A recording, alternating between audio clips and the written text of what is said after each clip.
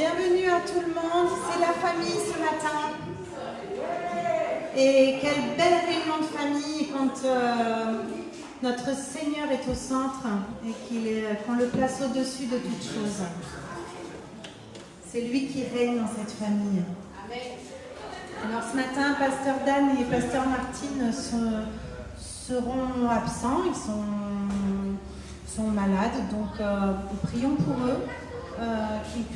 Que Dieu leur accorde le repos et qu'ils puissent être régénérés dans leur force, que leur corps soit renouvelé. Ils vont nous manquer.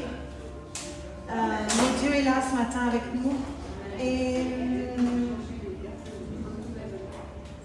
peut-être on a tous prié cette semaine pour un sujet en particulier.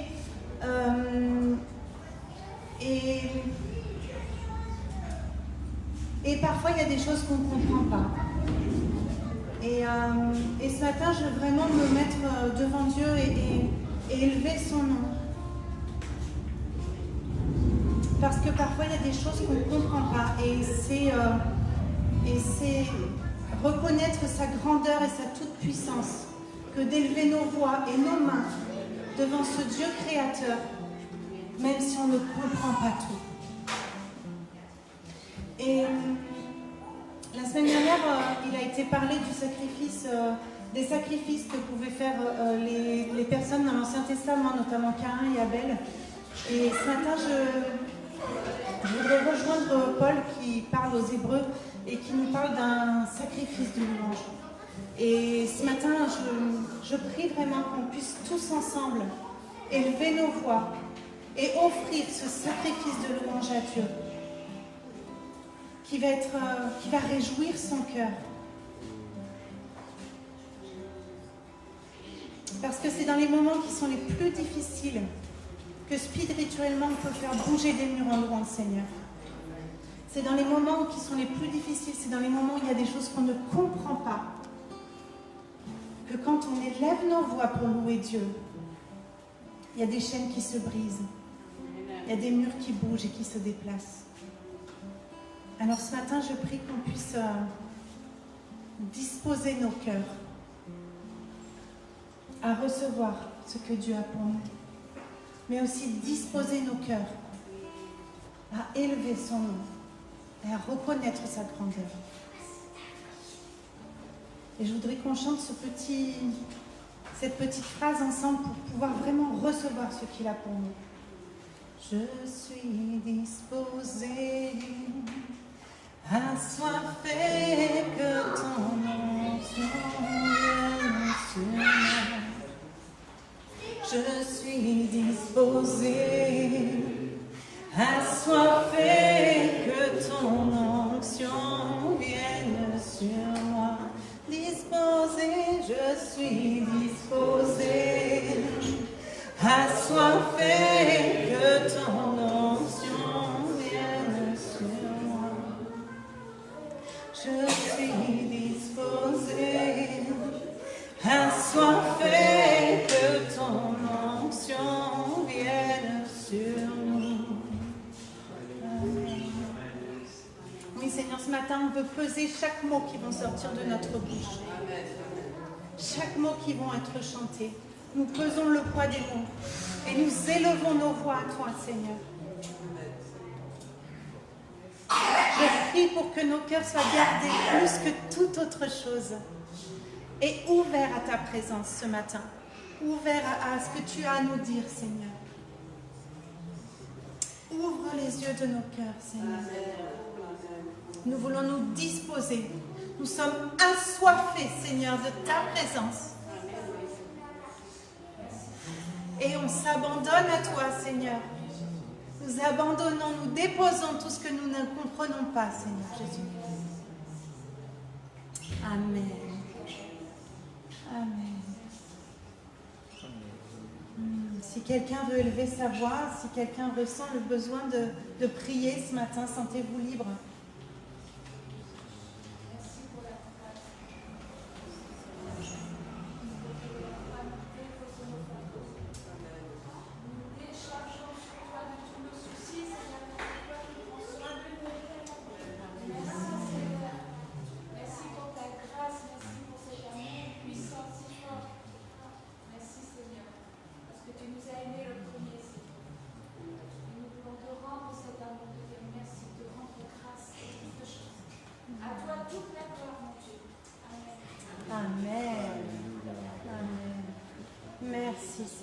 qui tu es.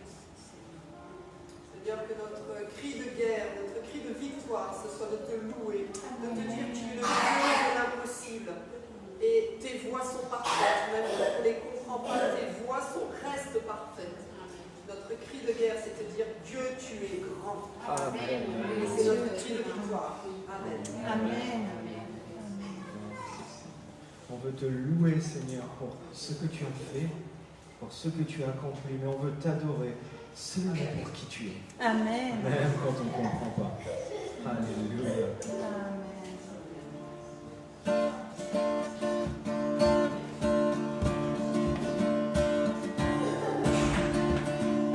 Qui est comme Dieu? Il est si grand. Qui est comme Dieu? Il est fort et puissant. Qui est comme Dieu? Il est digne de louer son nom.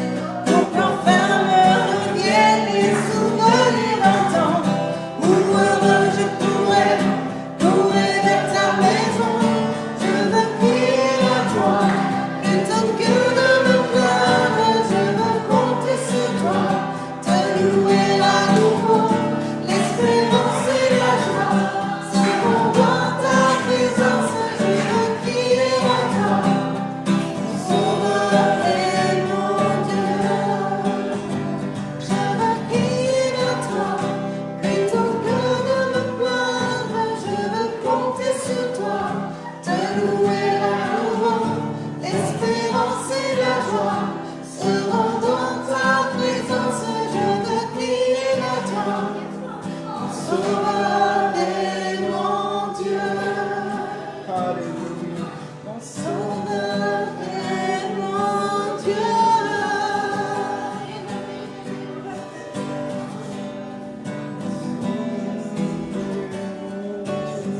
Oui, Seigneur, je vais être centré sur toi. Être conduit par toi.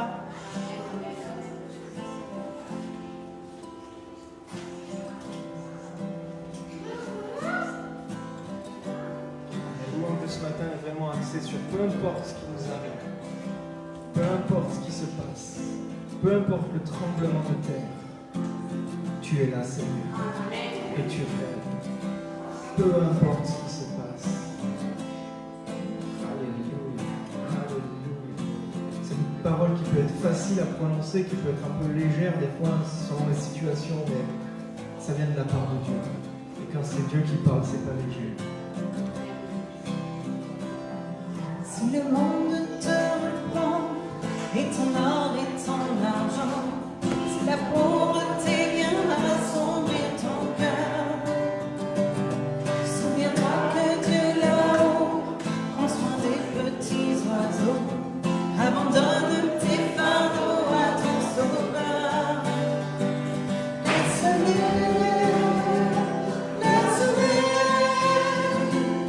Laisse tes fardeaux au pied de ton sauveur. Si tu crois sans défaillir, il saura te secourir. Abandonne tes fardeaux à ton sauveur. Si ton pauvre corps brisé a perdu force et santé, si tu pleures et tu frémis sous la douleur, Jésus sait, il veut bénir, Jésus sauve, il veut guérir. Abandonne tes fardeaux à ton sauveur. Laisse-les,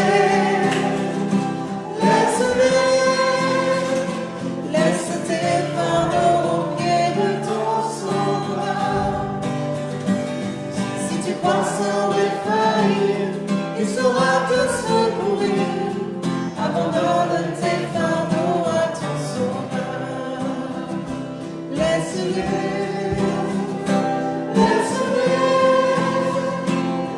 laisse tes fardeaux au pied de ton sauveur.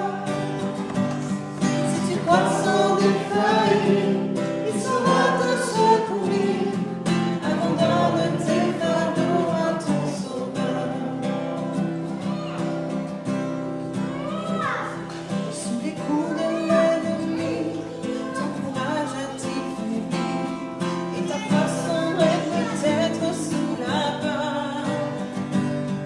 Souviens-toi que Dieu ton Père aime exaucer les prières. Abandonne tes fardeaux à ton sauveur. Laisse-les, laisse tes fardeaux au pied de ton sauveur. Si tu crois sans défaillir, il saura te secourir. Abandonne tes fardeaux à ton sauveur. Sous les coups de l'ennemi, sous les coups de l'ennemi, ton courage a-t-il faibli, et ta force sombre peut-être sous la peur. Souviens-toi que Dieu ton Père aime exaucer les prières. Abandonne tes fardeaux à ton sauveur. Laisse-les, laisse tes fardeaux au pied de ton sauveur. Si tu crois sans défaillir, il saura te secourir. Abandonne tes fardeaux à ton sauveur. Laisse-les, laisse-les, laisse tes fardeaux au pied de ton sauveur. Si tu crois sans défaillir, il saura te secourir. Abandonne tes fardeaux à ton sauveur. Abandonne tes fardeaux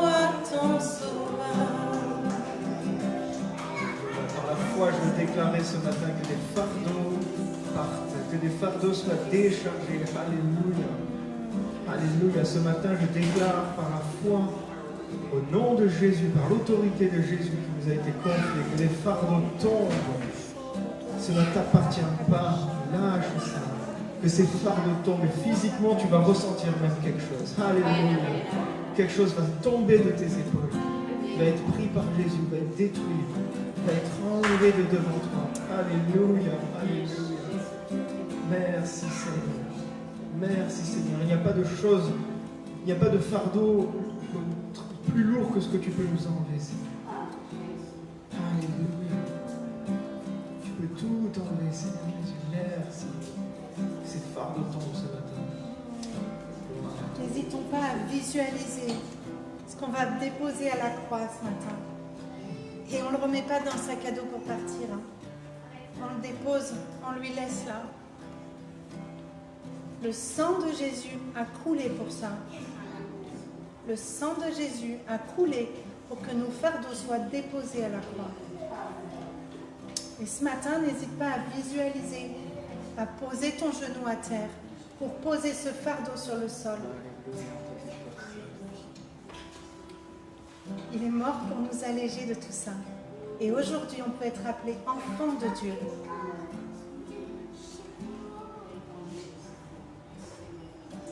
Il nous a libérés, il nous a délivrés.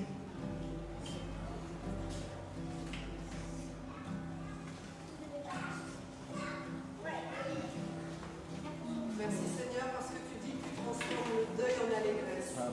Sur base de ta parole, quand tu fais tout, croyons, tu transformeras le deuil en allégresse. Amen. Merci Seigneur.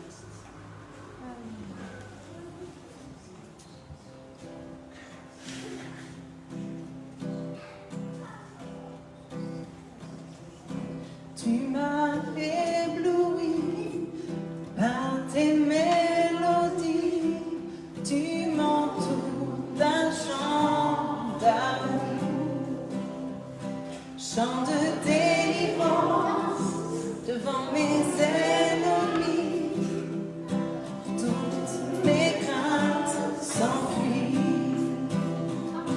Tu m'as ébloui par tes mélodies, tu m'entoures d'un chant d'amour, chant de délivrance devant mes ennemis, toutes mes craintes s'enfuient. Je ne suis plus esclave de la peur. Je suis enfant de Dieu. Je ne suis plus esclave de la peur. Je suis enfant de Dieu.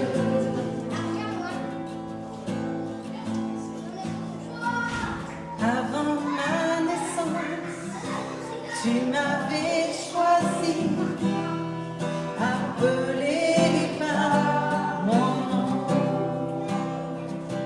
Tu m'as adopté, je suis de ta famille.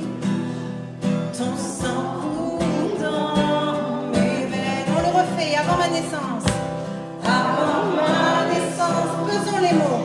Tu m'avais choisi, appelé par mon nom. Tu m'as adopté, je suis de ta famille. Proclame-le. Ton sang coule dans mes veines. Je ne suis plus esclave de la peur.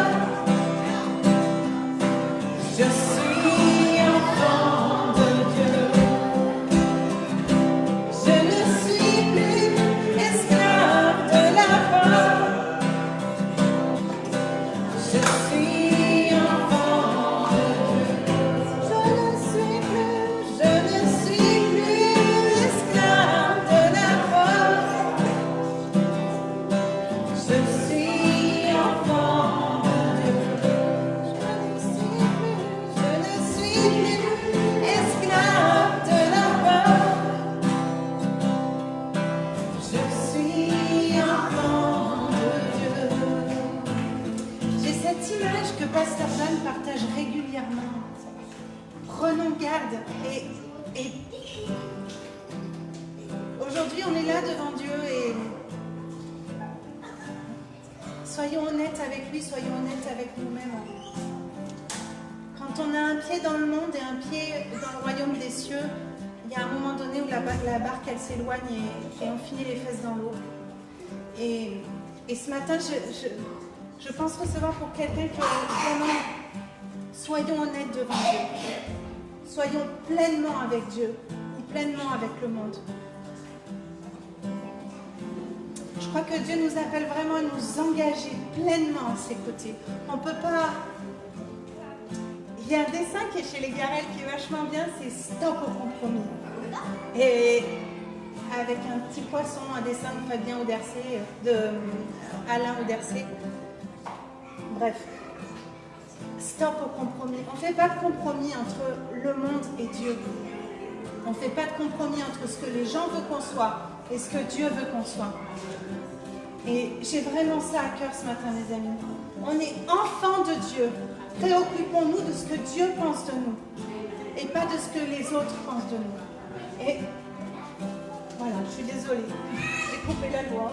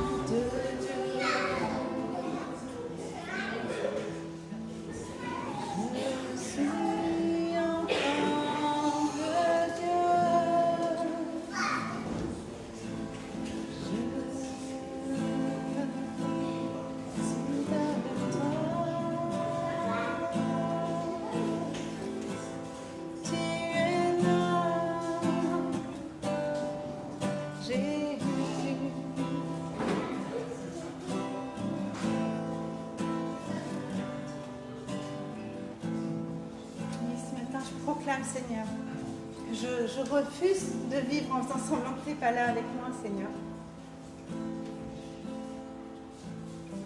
Et je te demande pardon, Seigneur, pour toutes ces fois, justement, où j'ai fait ma vie sans toi.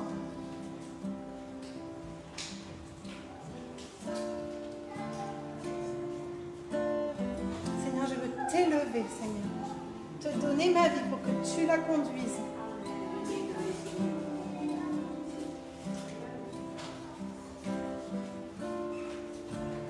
Jésus, Jésus, conduis ma vie, conduis-la, alléluia, alléluia, tu es là.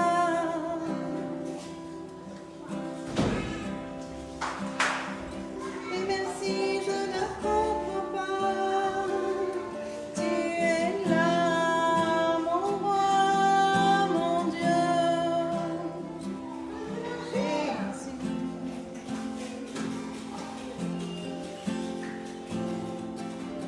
Sois loué, Jésus, sois élevé dans nos cœurs, Seigneur.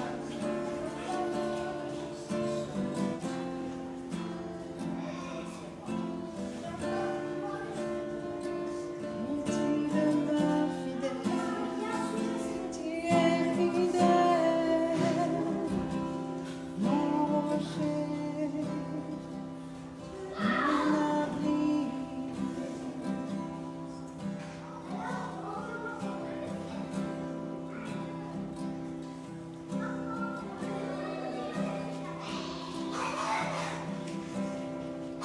Captivé par ta présence, je désire rester à tes pieds. Captivé par ta sainte présence, je veux m'abandonner.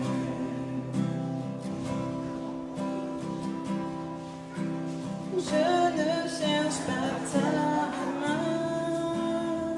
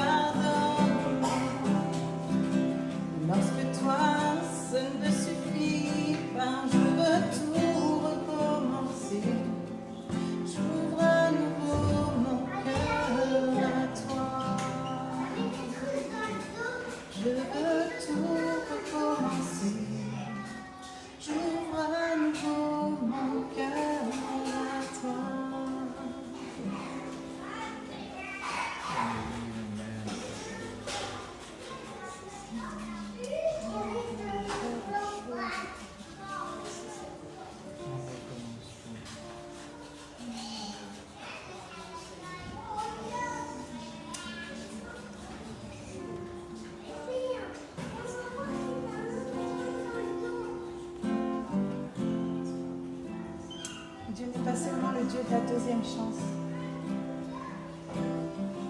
C'est le Dieu de la énième chance. Il nous accordera toujours l'opportunité de revenir à lui. Alors, Seigneur, ce matin, quelles que soient les raisons pour lesquelles on a pu s'éloigner,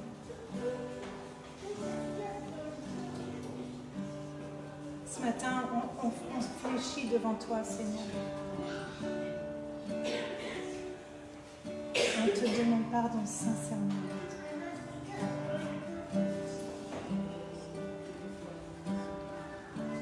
Tu es le roi des rois.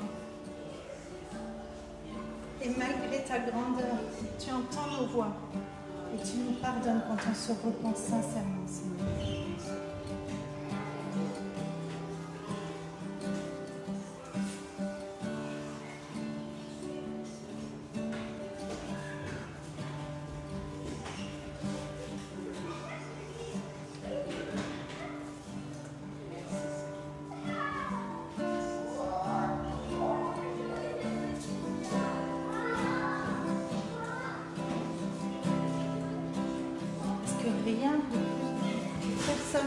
Rien d'autre que toi ne peut nous combler. Rien d'autre que toi, Seigneur, ne peut nous rendre entiers. Parce que ma vie sans toi, Seigneur,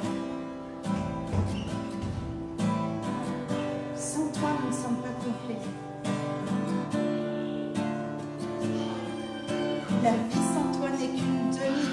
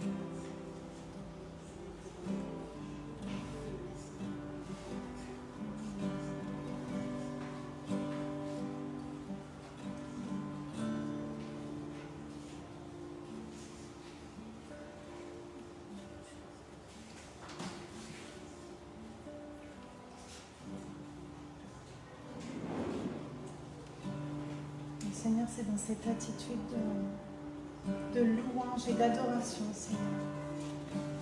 On veut t'apporter nos dîmes et nos offrandes. Que cette église soit toujours ton église, Seigneur. On est bien conscient que c'est pas notre église.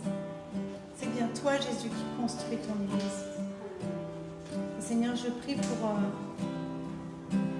que les responsables puissent vraiment utiliser cet argent sagement. Que tu conduises toutes choses.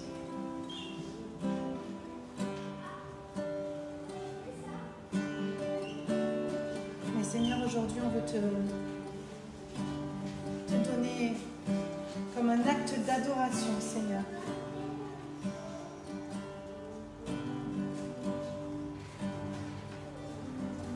Comme un acte qui pose un acte. Un acte qui pose un acte. On veut marquer quelque chose spirituellement, Seigneur, et bénir cette assemblée qui est la tienne, par nos dîmes et nos offrandes.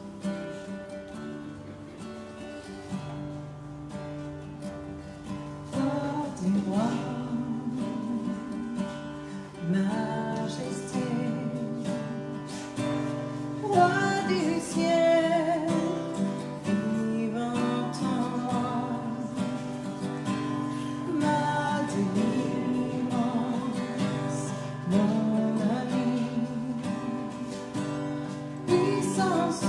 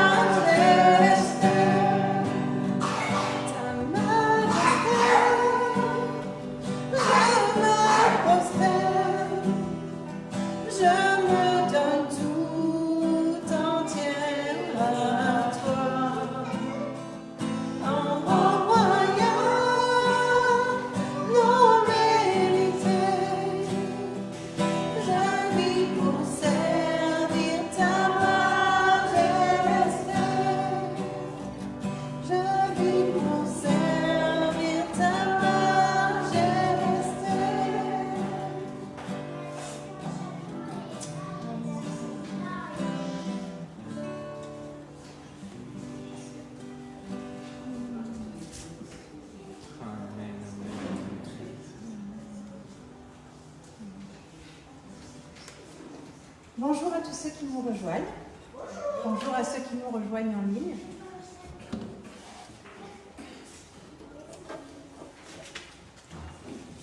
On va peut-être juste faire quelques annonces. Je vais les faire. Très bien, c'est parfait. Alors c'est fini pour moi. Amen. Merci Seigneur pour ta présence dans la louange de ton peuple. Tu dis que tu sièges au milieu des louanges de ton peuple. C'est glorieux, c'est un privilège que de pouvoir se mettre devant toi, te chanter, te louer, t'adorer, sentir ta présence, recevoir ta présence, sentir des paroles qui viennent de toi. Merci Seigneur. Merci Seigneur. Je prie que ces paroles s'ancrent dans nos cœurs, se placent à un endroit indestructible dans nos cœurs. Je prie vraiment qu'un ciment vienne mettre ces paroles qu'on a reçues ce matin. Si tu as reçu quelque chose, si tu as reçu une pensée, peut-être note-la. Il ne faut pas l'oublier. Le Saint-Esprit se chargera aussi de te la rappeler. Et nous, on va s'efforcer des fois peut-être de noter, de mettre un petit mot, dire là, Dieu m'a dit ça ce jour-là. Alléluia. Merci Seigneur pour ces paroles qui sont posées dans nos cœurs. On te loue, on te rend grâce. On veut te prier déjà pour les enfants qui vont descendre. La masse d'enfants, ouais, on n'avait pas prévu ça. Alléluia, c'est bien. Merci Seigneur. On a plein de petits bouts là qui vont descendre au club du dimanche. Et on bénit ceux qui sont en charge, ceux qui vont encadrer, ceux qui vont apporter la parole de Dieu aux enfants. C'est vraiment précieux d'enseigner les enfants. Amen. Ils vont avoir quelque chose une bonne parole ce matin qui vont être déposées dans leur cœur. Que Dieu les bénisse, que Dieu les accompagne.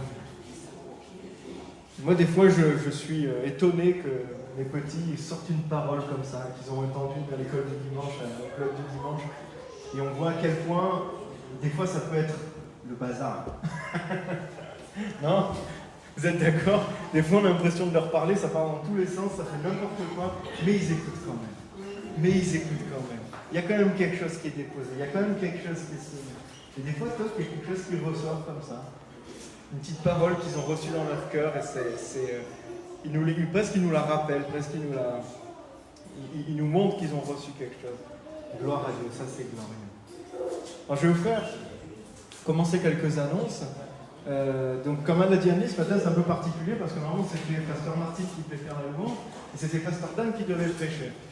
Et ben, ils n'ont pas pu, voilà, c'est la vie, hein, c'est comme ça. Donc du coup on a dû faire la louange et ce matin à 8h j'ai appris que c'était moi qui partageais la parole. Donc je vais vous demander de l'indulgence, voilà. Mais vous savez quoi ? Anne-Lise m'a dit, le Seigneur il prépare les choses. Rappelez-vous, il y a 2 dimanches, j'ai pris un risque. Le Seigneur m'avait conduit à prêcher directement sur la parole de Dieu, sans avoir mes notes habituelles que je prends sur ma tablette. Et j'avais dit, c'est pas une habitude que je vais prendre, mais cette fois-ci, Dieu me guide à faire comme ça. Et ben voilà, aujourd'hui, Dieu m'a guidé à faire encore la même chose. Et quelque part, des fois, on est préparé. Et Dieu, il n'attend pas qu'on soit... qu'on ait une super formation, qu'on soit super au top. Dieu, il attend simplement qu'on soit des serviteurs disposés. Il dit, Seigneur, me voici. Alors nous, on ne fait pas les feignants, on se met dans les meilleures conditions possibles, on essaye de chercher le plus possible. Mais Dieu, ce qu'il cherche, c'est des cœurs qui veulent le servir, qui veulent se mettre en danger des fois pour le servir, qui veulent un peu sortir de la zone de confort pour dire, Seigneur, je veux te servir. Ce matin, il y a Elliot qui rentre dans la salle de bain, mon petit dernier, et il récite la Bible, en boucle en fait, parce qu'il a un poste avec un CD dedans, il récite la Bible. Et il est là, il rentre dans la salle de bain, et il récite la Bible. Il dit, tu vois papa, je suis un poste, je suis comme un poste, je fais le poste. Alors il met sa tête en arrière, il fait, ça c'est quand on met le CD, là tu appuies et je récite la Bible. Et moi je le regardais faire et je fais, Seigneur, ce matin c'est moi ça. Ce matin, c'est moi, je veux être un poste, Seigneur, parce que franchement, j'ai des trucs sur le cœur, mais bon, voilà, on verra. Mais Seigneur, ce matin, je veux que ce soit, voilà, tu mets ton CD dans le poste que je suis, mets ta parole dans le poste que je suis, appuie sur play, et que les choses passent, que les choses soient entendues. Gloire à Dieu, merci Seigneur. Alors juste quelques annonces du coup pour cette semaine. On va reprendre les études bibliques lundi, demain, sur l'épître, toujours sur l'épître aux Romains. On va encore approfondir, on va aller plus loin, on va avancer. Et mardi, on a notre groupe de maison à Saint-Laurent-du-Var, à 20h. C'est ça? Parce qu'il y a 20h ou 20h30. Le 20h30, c'est l'étude. C'est tout? C'est 20h l'étude aussi? C'est études bibliques, c'est 20h, mais les deux groupes de maison, c'est à 20h. L'étude biblique, c'est à 20h30, et les deux groupes de maison, Ah c'est ouais, à 20h. ça me rassure, il n'y a pas que moi qui m'embrouille. Voilà, étude biblique à 20h30 et groupe de maison à 20h. Et on reprend aussi à Nice-Nord aussi. Vendredi à Nice-Nord. À 20h aussi pour les groupes de maison, où c'est des moments, voilà, vous connaissez, on se retrouve tous ici dans les groupes de maison où on prie, où on s'exhorte, on peut partager des paroles, on revient sur le message. Il n'y a jamais quelque chose de bien figé, mais on laisse l'esprit nous guider, parler. C'est vraiment des moments précieux.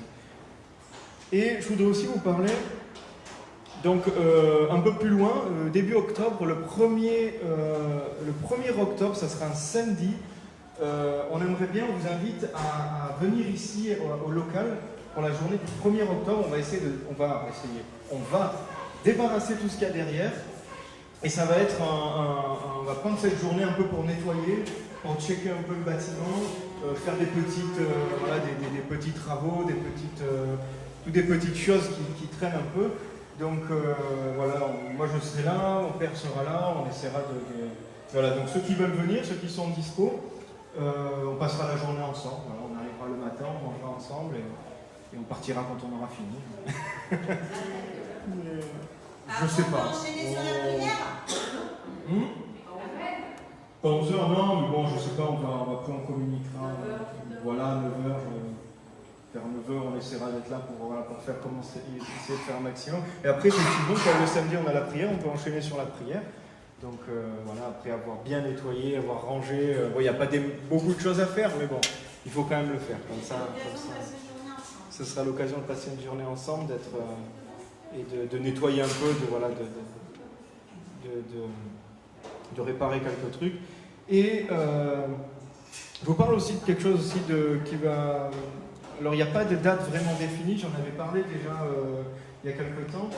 Mais en octobre, mi-octobre sûrement, on va faire une semaine entière de prière.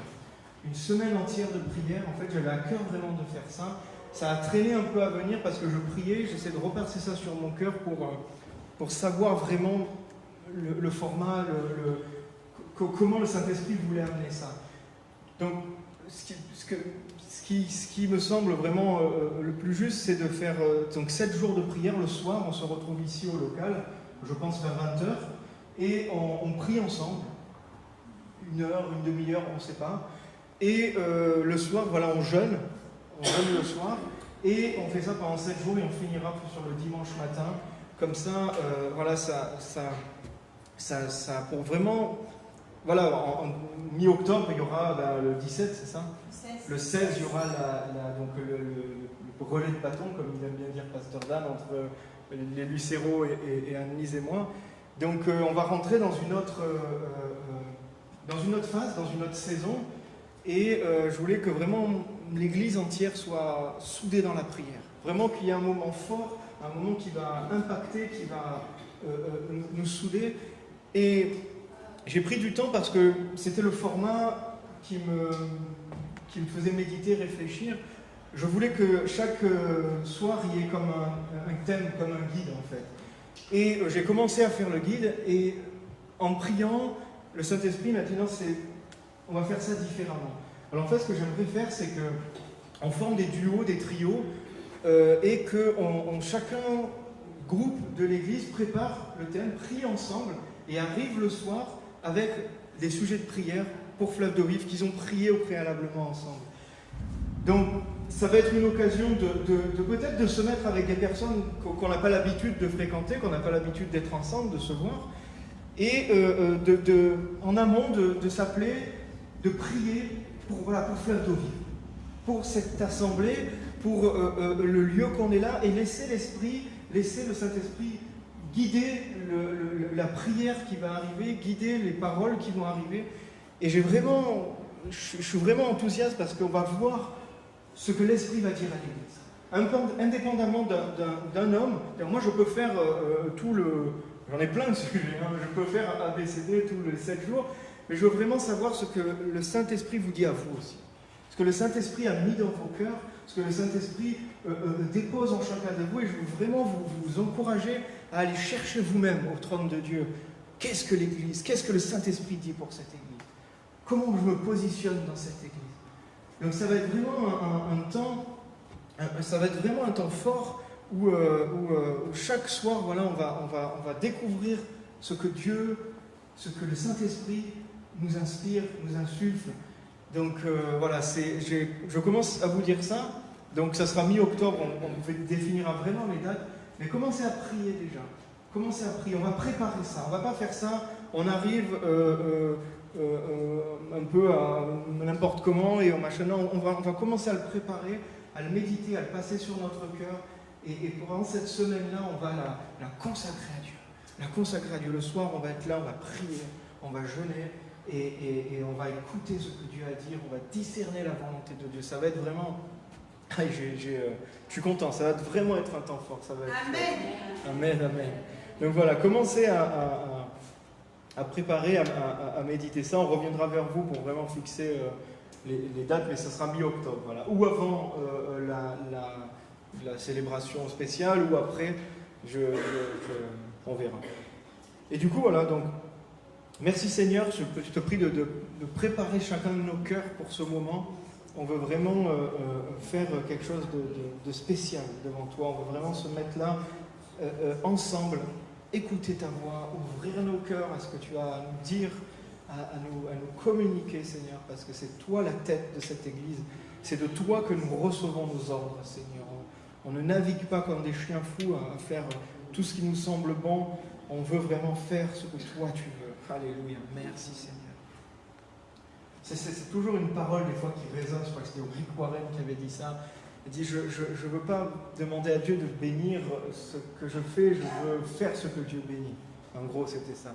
Alors, on veut faire ce que Dieu bénit. On ne veut pas avancer et dire, allez Dieu, viens avec nous. Non, on veut marcher derrière le Seigneur. Alléluia. Il est devant, il ouvre la voie, on marche derrière lui.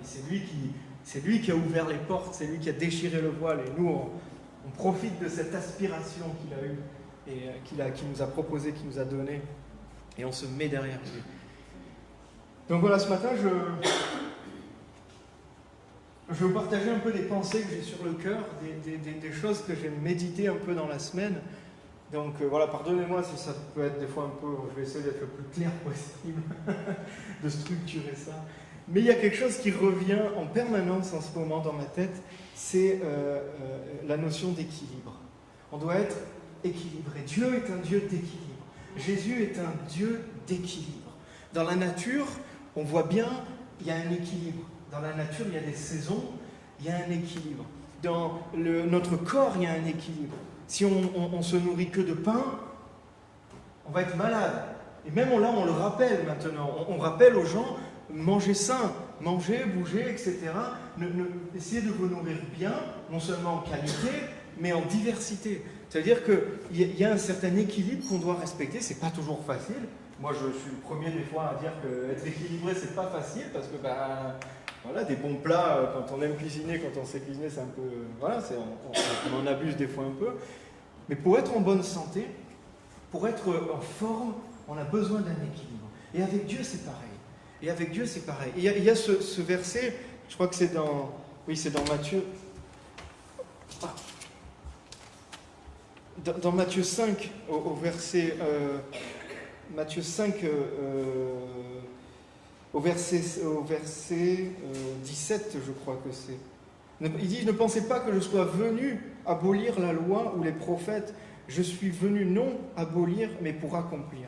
Moi, quand je lis ce verset, je vois un équilibre en fait. Jésus est arrivé, il n'est pas venu pour tout casser la loi, tout renverser, il est venu pour accomplir. Et des fois, quand on reçoit quelque chose, eh ben, on oublie tout le reste.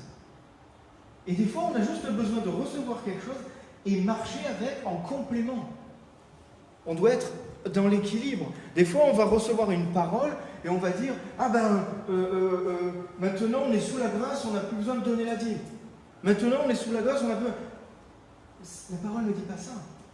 Il y a un équilibre. C'est pas parce qu'une parole vient qu'elle annule l'autre. Des fois, on est souvent dans l'excès, c'est-à-dire qu'on va prendre quelque chose et on va oublier tout le reste de l'enseignement. Quand on prend et on oppose aussi, quelquefois, certaines paroles de la Bible en disant « Oui, là il a été dit ça, là il a été dit ça. » Mais essayons de voir, au lieu de voir des trucs qui s'opposent, pour aller à droite ou pour aller à gauche, des trucs qui sont complémentaires, qui arrivent ensemble. Et Dieu essaye des fois de nous ouvrir un peu l'esprit. Dieu est capable de gérer tellement de choses, mais tellement de choses que nous on n'est pas capable de gérer. Et il veut nous amener à ça. Il veut nous amener à ça. Voilà, la semaine dernière on l'a encore dit, c'est le lion et l'agneau. Il est capable de gérer la douceur de l'agneau et la férocité du lion. Il est les deux à la fois. Et il nous apprend, il nous conduit à ce certain équilibre.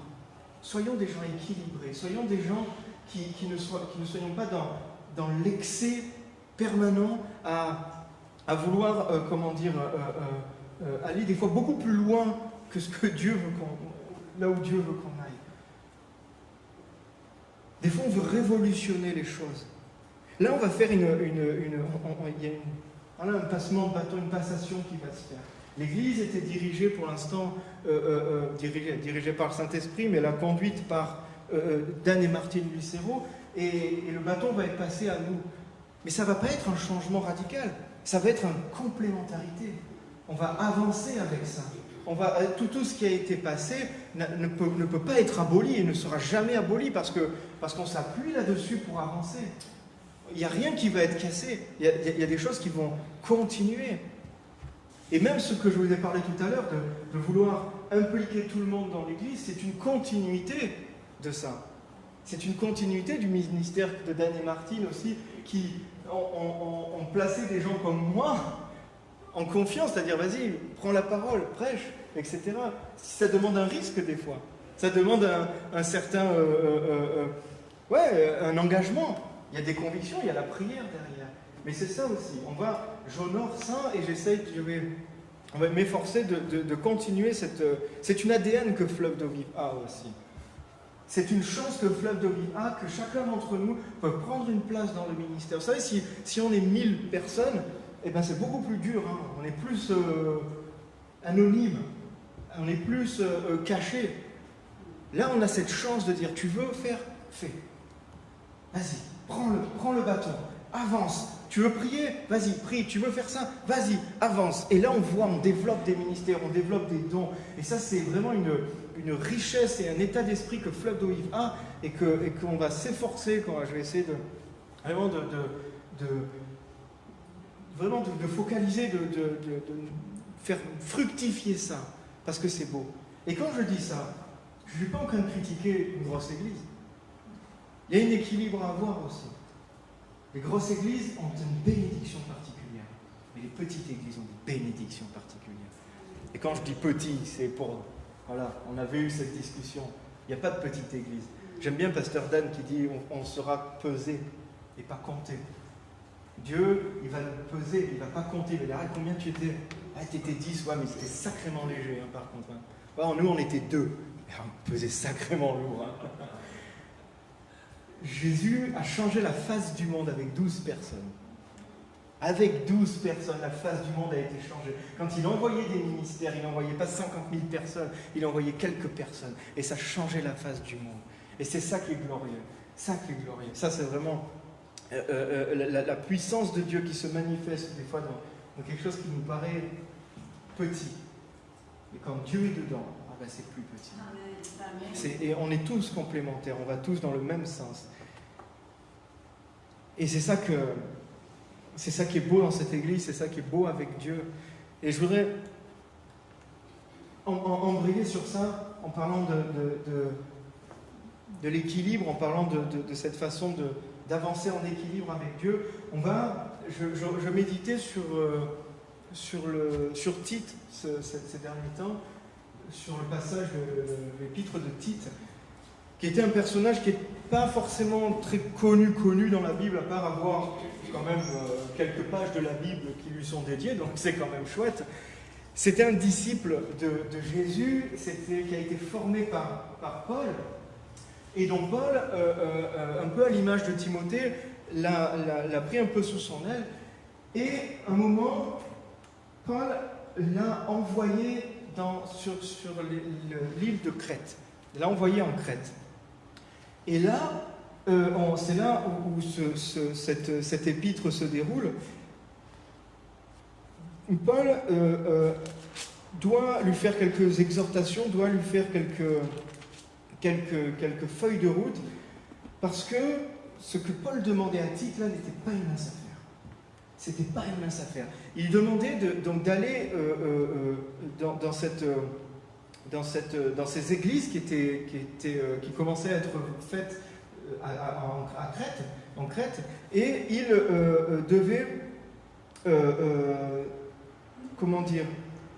modifier un peu, parce que ça partait un peu en live, c'était un peu n'importe quoi. On a souvent vu ça dans la Bible, mais là, quand j'ai vraiment étudié ça, on peut se rendre compte qu'en fait, l'île de Crète était vraiment une île, excusez-moi, mais vraiment, vraiment pourrie. C'était vraiment chaud là-bas. C'était des voleurs, c'était des pillards, c'était des feignants, c'était des... Quand on lit tout le passif, quand on lit un peu l'environnement de cette ville, de cet endroit, on dit waouh, mais c'est quand même costaud. Et même dans l'Antiquité, quand les Grecs voulaient désigner un voleur, ils l'appelaient un Crétois. Ça, c'est un Crétois, ça veut dire que c'est un voleur. C'est quand même... C'est quand même assez fort, et ils avaient cette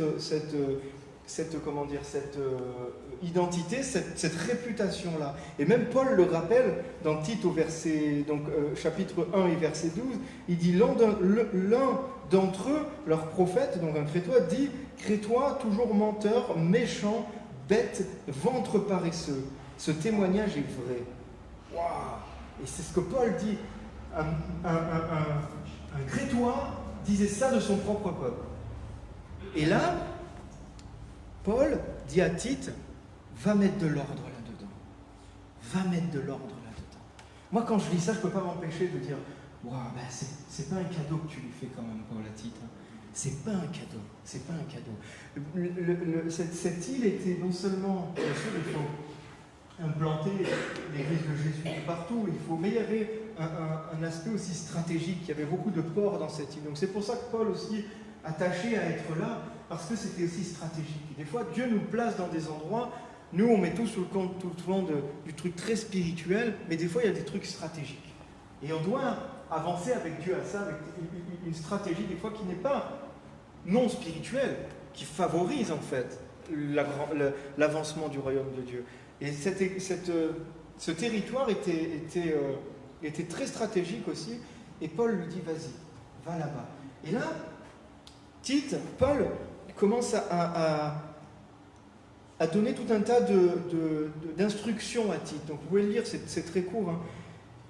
Et il commence par lui donner des instructions sur comment doivent se comporter les gens. Donc pour toi, dis ce qui est conforme à la sainte doctrine. Dis que les vieillards doivent être sobres, respectables, sensés, saints dans la foi, dans l'amour et dans la patience. Dis que les femmes âgées doivent aussi avoir l'extérieur qui convient à la sainteté, n'être ni médisantes, ni agressives, ni excès de vin, qu'elles doivent donner de bonnes instructions, afin d'apprendre aux jeunes femmes à aimer leurs maris et leurs enfants, à être sensées, chastes, occupées aux soins domestiques, bonnes, soumises, chacune à son propre mari, afin que la parole de Dieu ne soit pas calomniée. Alors, ça c'est vraiment des trucs très précis. Il parle des anciens, des vieillards, et il parle des jeunes femmes, et après il parle des femmes. Alors je vais y aller quand même, mais quand je lisais ce passage, quand j'ai lu d'apprendre aux jeunes femmes d'aimer leur mari, leurs enfants, d'être censées chastes, occupées aux soins domestiques, bonnes, soumises. Quand j'ai lu ça, je me suis dit, ouh, ça va pas dans le sens de ce que le monde enseigne. Là. Je me suis dit, dans mon esprit, je me suis dit, est-ce qu'on peut dire ça maintenant? Qu'une femme doit être, occupée aux soins domestiques, bonne, soumise à son mari. C'est un peu opposé, un peu avec ce que le monde nous dit là. Et quand j'ai lu ça, je me suis dit, ouh, ça, si je prêche là-dessus, je vais le sauter. Et là, j'ai été rattrapé tout de suite.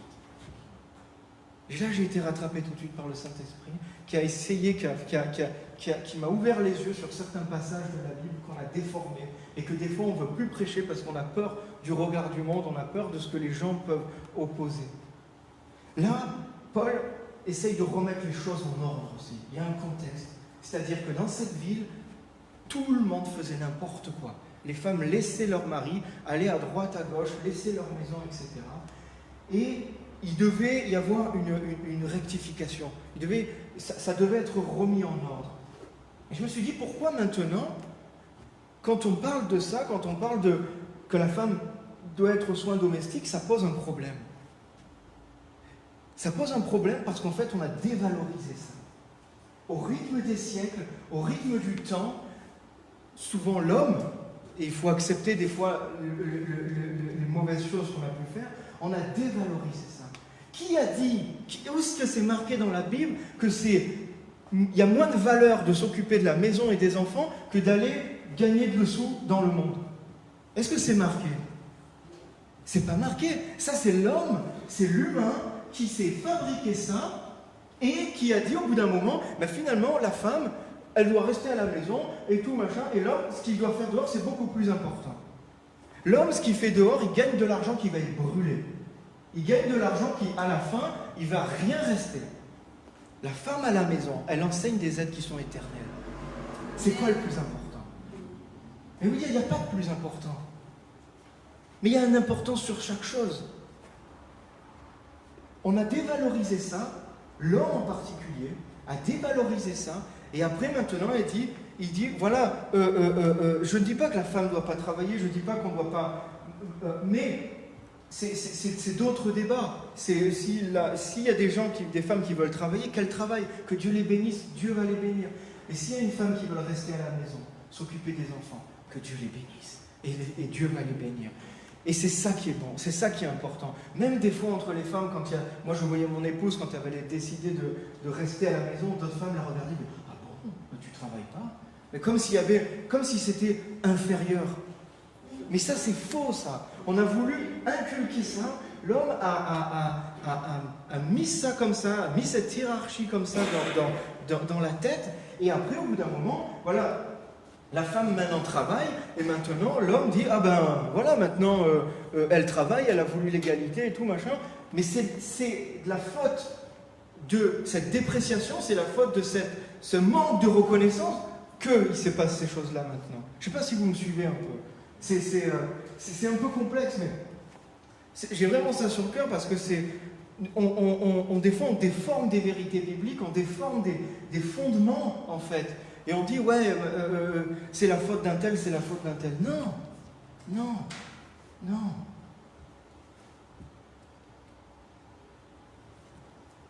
Le diable, ce qu'il veut, c'est détruire les familles.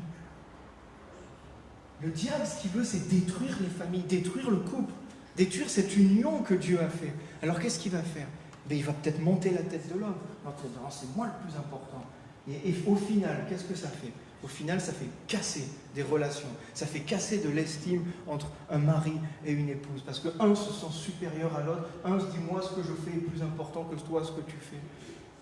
Et c'est ça qui est pernicieux, c'est ça après qui rentre et qui brise ça. Alors oui, aujourd'hui, on peut prêcher, on peut dire la femme, qu'elle soit, qu'elle s'occupe des enfants, qu'elle soit affairée à la maison, elle va être bénie si elle fait ça.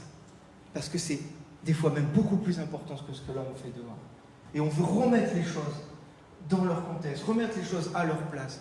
Vous êtes bénis, vous avez été bénis quand vous avez décidé de vous occuper de vos enfants. d'être à la maison, d'être ensemble. Et tout ce que vous faites n'est pas moins important que ce que fait l'homme. On veut vraiment rétablir les choses. Et on a besoin on revient un peu sur le passage du début. On a besoin de cet équilibre. On a besoin de cet équilibre, d'être au milieu. Et après, Paul, il continue. Il continue et il exhorte en fait les esclaves, il exhorte tout le monde à se comporter en fait de façon digne, de façon juste, de façon à être, d'avoir bon témoignage. Ce qui ressort aussi de cette épître, c'est d'avoir bon témoignage dans le monde. Cette épître ne nous parle pas de on va se mettre dans un monastère, on va se mettre tous entre nous, on va s'édifier, on va devenir bon, et là on sera meilleur. Non, cette épître, il dit voilà ce qui se passe dans cette église. Soyez bons, essayez de vous conformer à ce que dit la parole de Dieu, essayez de vous sanctifier le plus possible et allez dans le monde, influencer le monde. Que le monde voit votre comportement, que le monde voit par votre agissement, par vos œuvres, par ce que vous faites, la bonté de Dieu. Que le monde voit cette bonté. J'essaye de retrouver la grâce de Dieu, source de salut pour tous les hommes, a été manifestée. Elle nous enseigne à renoncer à l'impiété, au désir de ce monde et à vivre dans le siècle présent d'une manière sensée, juste et pieuse. Ça, c'est un verset important. C'est un verset hyper clé, ça. Elle nous enseigne à renoncer à l'impiété, au désir de ce monde. Nous devons renoncer. Ça ne nous est pas enlevé par magie. Ça ne nous est pas enlevé d'une façon, pouf, comme ça, c'est parti. On est appelé, nous, à se positionner, à renoncer. Dire non, ça, je ne veux pas. Je ne veux pas marcher là-dedans. Je ne veux pas marcher dans l'impiété. Je ne veux pas être soumis au désir de ce monde. Et à vivre dans le siècle présent. À vivre dans le siècle présent. Nous vivons, vis dans le siècle présent.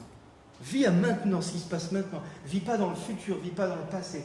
Vis dans ce siècle présent où Dieu t'a placé, où Dieu t'a préparé. Mais vis ça d'une manière sensée, juste et pieuse, en attachant la bienheureuse espérance à la manifestation de la gloire de notre grand Dieu et Sauveur, le Christ Jésus. Il s'est donné lui-même pour nous, afin de nous racheter de toutes nos iniquités et de nous faire un peuple qui lui appartient, purifié, par qui lui est zélé, zélé pour des bonnes œuvres. Ainsi dois-tu parler, exhorter et reprendre avec une pleine autorité, que personne ne te méprise. Prenons ça pour nous aujourd'hui. Prenons ça pour nous. Appelés à vivre dans le siècle présent, à exhorter, à reprendre avec pleine autorité, et que personne ne te méprise. Et ça fait un peu écho, c'est pour ça qu'on pense que Tite était quelqu'un d'assez jeune, parce que ça fait un peu écho à ce que Paul disait à Timothée aussi. Qu'on ne méprise pas ta jeunesse. Qu'on ne méprise pas ta jeunesse. Vas-y, avance, avance. Et là, je vais embrayer sur un autre passage aussi de Timothée qui me plaît beaucoup et que je pense que tout le monde connaît. C'est dans 1 Timothée 6 et 7. Non, 2 Timothée, pardon. 2 Timothée, chapitre 1, versets 6 et 7. C'est pourquoi je t'exhorte à réanimer la flamme du don de Dieu que tu as reçu par l'imposition des mains. Ce n'est pas un esprit de timidité que Dieu nous a donné, mais un esprit de force, d'amour et de sagesse. Ah, qu'est-ce qu'on aime ce verset. Ce verset, il est bon. Hein.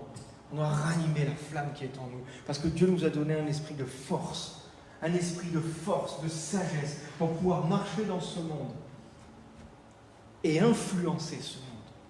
Alléluia. Et ça, c'est bon. Mais ce verset, moi je pense qu'il n'est pas dissociable du verset qui suit.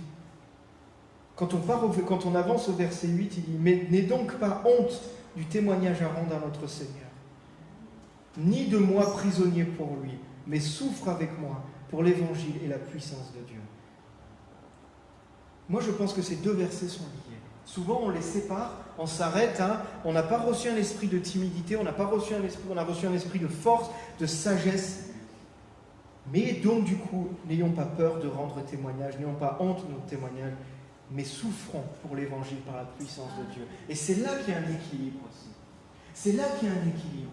On attend des fois mis Dieu comme étant un père fouettard, quelqu'un qui va faire, qui va juger, qui va être mauvais, qui pas mauvais, mais qui va, dès que tu mets un pied à côté, tu vas t'en prendre une, etc.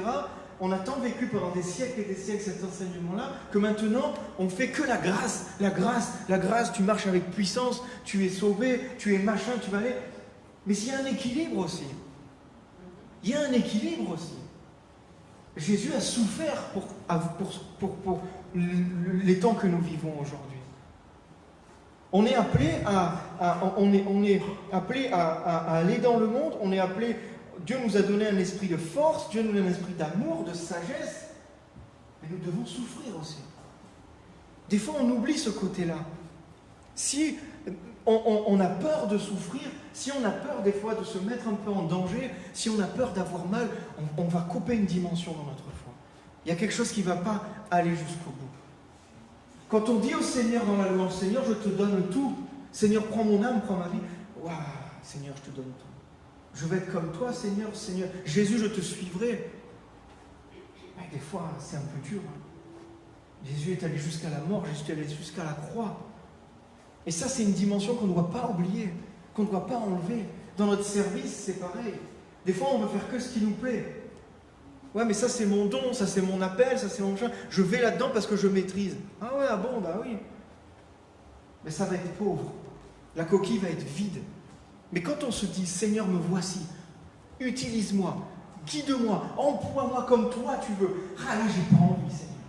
Ah là, franchement, ce matin, je resterai bien dans mon lit. Là, j'ai pas envie d'aller faire ci, j'ai pas envie d'aller faire ça. Et c'est là où le Seigneur va voir notre vrai cœur, va voir notre sens du sacrifice, notre sens de dire, ok, je vais souffrir pour ça. Je vais souffrir pour toi. Parce que c'est important. Parce que c'est important. C'est important. N'ayons pas peur. On l'a chanté ce matin. On n'est plus esclave de la peur. Mais des fois, on a cette peur de souffrir.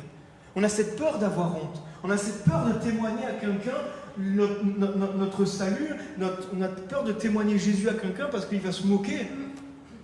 Mais qu'il se moque. N'ayons pas peur. N'ayons pas honte. Ouais, ça va peut-être nous faire souffrir. Il va peut-être se moquer longtemps. Et c'est possible. Et souvent, c'est ce qui se passe. Mais c'est pas grave. On souffre pour cet évangile. On sait ce qu'il y a derrière. Et on n'a pas peur d'y aller. On n'a pas peur de mouiller la chemise. On n'a pas peur. À chaque fois, je fais c'est dur, mais quand tu viens dans un match de rugby, si tu as peur de te prendre un taquet, mais tu ne vas pas gagner le match. Reste sur le banc. Est-ce qu'on a envie de passer notre vie sur le banc? Non. On est sur le terrain, on a envie de se battre. On a envie d'y aller. On va prendre des coups, certes. Mais la grâce de Dieu est là. Et quand on va voir le résultat, on va dire, ça en valait la peine. Ça en valait la peine et ça en vaut la peine. Alléluia. Ne soyons pas dans la peur. Ne soyons pas dans la peur de lâcher quelque chose. Et là, on va pouvoir vivre cette grâce. Vivre cette grâce encore. Vivre cette grâce encore. Les épreuves nous sont proposées. Les épreuves sont là pour qu'on découvre des pépites, des trésors avec Dieu. Et souvent, j'avais prêché ça une fois aussi. On dit que l'épreuve nous rend plus forts. Non, l'épreuve ne te rendra pas jamais plus fort. L'épreuve te rendra jamais plus fort. Tous ceux qui disent ça, souvent c'est des gens, même il y a beaucoup qui sont sans Dieu, mais nous aussi chrétiens des fois on dit ça, l'épreuve va te casser, l'épreuve va te briser. C'est la présence de Dieu dans l'épreuve qui te rendra plus fort. C'est ça qui te rendra plus fort. Si tu traverses une épreuve sans Dieu, elle va te casser. Tout simplement. Si tu traverses une épreuve avec Dieu, là tu vas être plus fort. Mais l'épreuve en elle-même, il n'y a aucune force, il n'y a aucune puissance. C'est la présence de Dieu dans ton épreuve qui a une force et une puissance. C'est ça qui va te régénérer, te ressourcer, te remplir d'expérience, te remplir de sagesse. Et si on n'a pas envie d'aller là, il nous manquerait une dimension. On doit être en 3D, hein. On ne va pas être en une dimension ou deux dimensions. On a besoin d'être complet et on a besoin d'être équilibré. On ne va pas rechercher la souffrance pour la souffrance, c'est absurde, c'est bête, la parole de Dieu ne dit pas ça. Mais quand on l'arrive, on la traverse et on ne la fuit pas. avec la grâce de Dieu. Et dans cet équilibre, oh là là, on va voir la main de Dieu, mais tellement forte, tellement forte. Je vais vous laisser avec ça pour ce matin.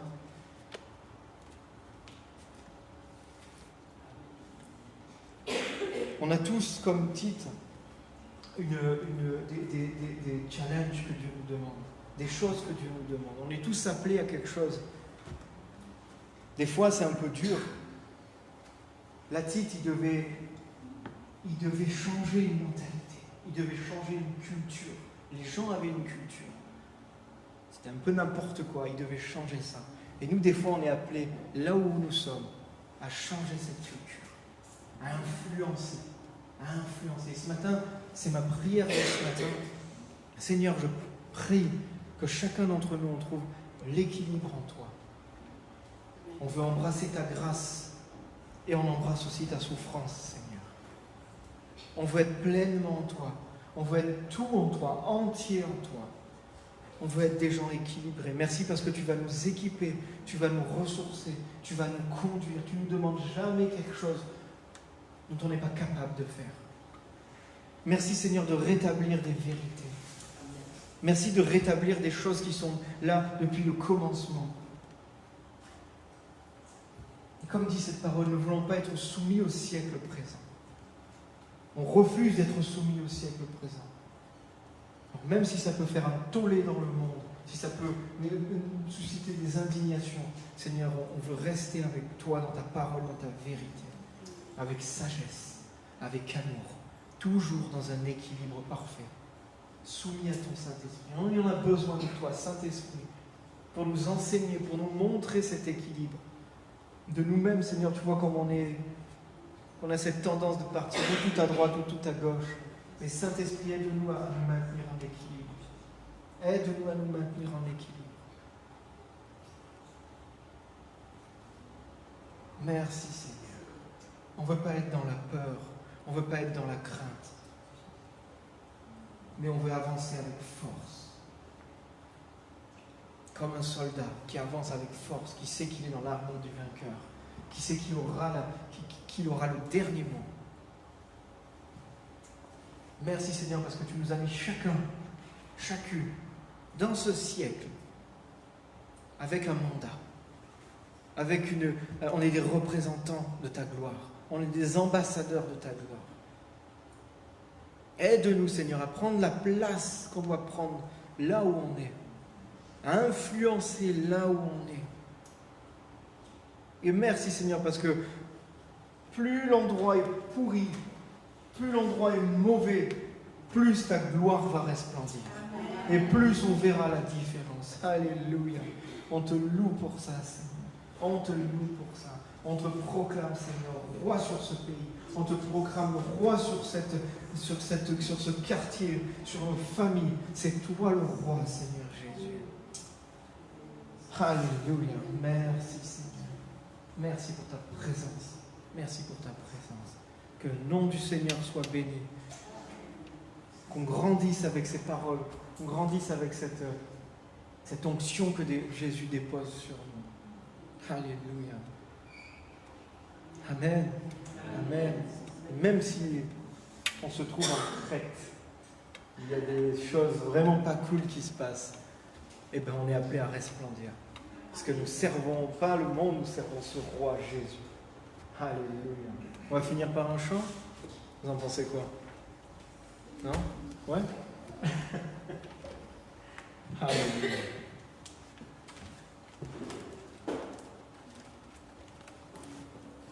J'ai envie de faire ça.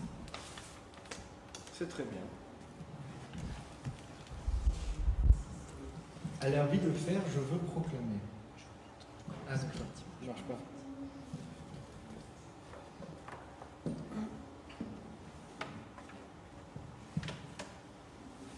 Alléluia. Est-ce qu'on veut proclamer que Jésus est roi? Alléluia. On proclame que Christ est roi.